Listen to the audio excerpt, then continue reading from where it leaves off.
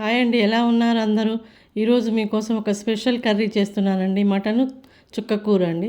వీటి కోసం మటను చుక్కకూర, మెంతుకూర, ఉల్లిపాయలు, పచ్చిమిర్చి అన్నీ రెడీగా పెట్టుకొని ఒక గిన్నె స్టవ్ పైన పెట్టి ఆయిల్ వేయాలండి. 2 స్పూన్స్ ఆయిల్లో మసాలా దినుసులు, లవంగాలు, ఇలాచి, చెక్క, స్టార్ మొగ్గ వేసి కొంచెం వేడయ్యాక ఉల్లిపాయలు వేయాలండి.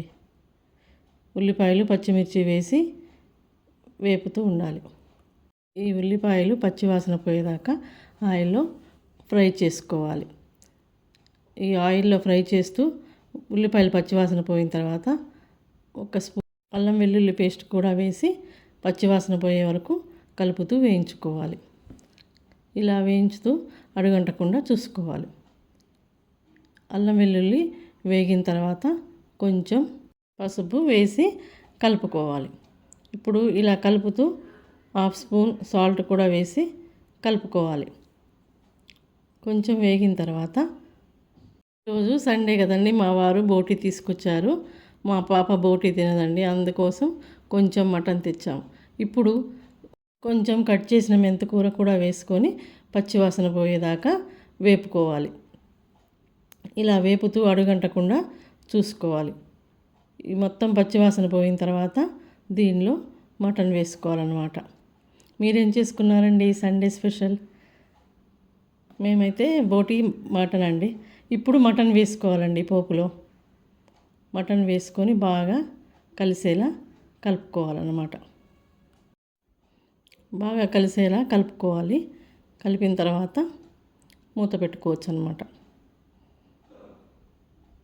ఇలా ఆయిల్లో ఫ్రై అయిన తర్వాత కొంచెం సేపటికి మూత పెట్టుకోవాలండి. మామూలుగా విజిల్ పెట్టకుండా కుక్కర్ మూత పెట్టుకోవాలి.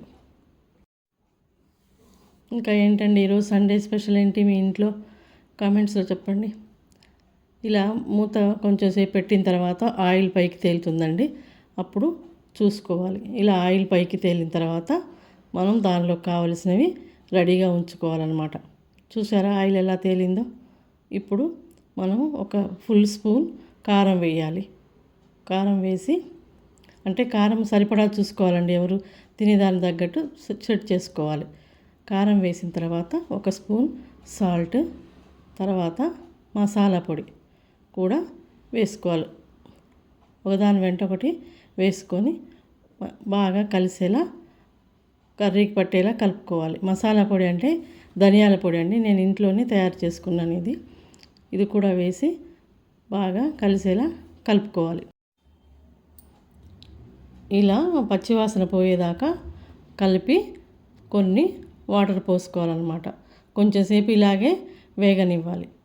వేగిన తర్వాత కొన్ని వాటరు సరిచూసుకొని పోసుకోవాలి. వాటర్ పోసిన తర్వాత మళ్ళీ కుక్కర్ మూత పెట్టుకొని విజిల్ పెట్టాలి. కుక్కర్ మూత సెట్ చేసి విజిల్ పెట్టుకొని ఉడకనివ్వాలండి.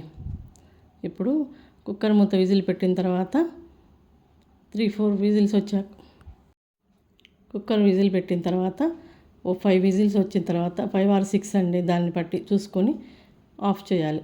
తర్వాత ఒక బాండీ తీసుకొని దానిలో ఆయిల్ వేసి, ఏమీ వేయక్కర్లేదండి, చుక్కకూర వేసి కలుపుకోవాలి.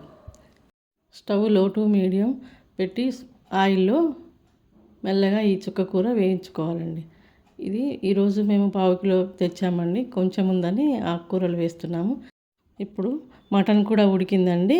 మూత తీసి ఆ మటన్ని ఉడికిన చుక్కకూరలో వేసుకోవాలన్నమాట మొత్తం. ఇప్పుడు ఎలాగో చుక్కకూర ఉడికింది కదండి, ఈ రెండు కలిపేసి ఉడికించాలి. ఇలా తక్కువ తెచ్చుకోవడానికి కాకుండా ఆకుకూర కూడా కలుపుకుంటే మనకి హెల్త్కి మంచిది కదండి. చాలామంది ఎక్కువ తినడానికి ఇష్టపడరు కదా మటన్, అందుకని మనం ఆకుకూర కూడా కలుపుకుంటే హెల్త్ బెనిఫిట్స్ కూడా ఉంటాయన్నమాట. ఇప్పుడు మొత్తం ఉడికిన తర్వాత, ఇప్పుడు కర్రీ ఉడికిన తర్వాత కట్ చేసిన కొత్తిమీర కూడా వేసి కలిపి మూత పెట్టి 5 minutes ఉంచి స్టవ్ ఆఫ్ చేయాలండి. ఇప్పుడు కర్రీ రెడీ అయిపోయింది. వేడివేడి అన్నంలో ఈ కర్రీ వేసుకొని తింటే చాలా బాగుంటుందండి. మా పాప రెడీగా ఉంది తినడానికి, వేసాను ప్లేట్లో. ఇప్పుడు టేస్ట్ చూద్దాం ఎలా ఉందో. ఇలా ఆకుకూరలు వేసి వండుకోవడం వల్ల డైట్ చేసే వాళ్ళకు కూడా బాగుంటుందండి, ఎక్కువగా మటన్ తినకుండా. డైటింగ్ చేసినట్టుగా ఉంటుంది. ఇప్పుడు నేను అన్నంలో కలుపుతున్నాను. టేస్ట్ ఎలా ఉందో చూద్దాం. సూపర్ టేస్టీగా ఉందండి.